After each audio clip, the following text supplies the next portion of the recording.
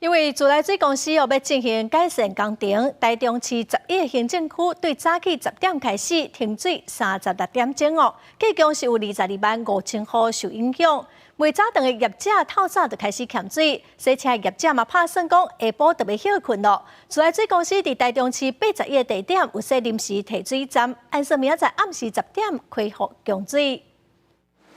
大水桶囤水150公升，早顿店一早起全面备战，饮料该炸出去的杯仔便所暂停开放。因为台湾自来水公司进行4项工程，台中18号早起10点开始停水36点钟，包括11个行政区有22.5万户受到影响。其实顾客使用的餐具本来都是可以重复使用的嘛，毕竟我们宣传环保，但因为这36个小时没办法，只能提供顾客一次性的免洗餐具。 那厕所的部分，我们也没有办法开放给顾客做使用。家里的话也是会储水，就是前一天会储了2大桶的水，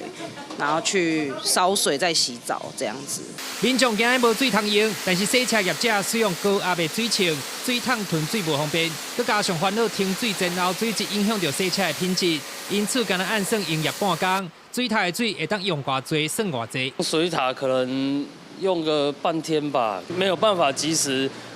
真的，客人真的马上要洗，马上有水用什么的，这样子是比较不方便的，所以我们就还是会选择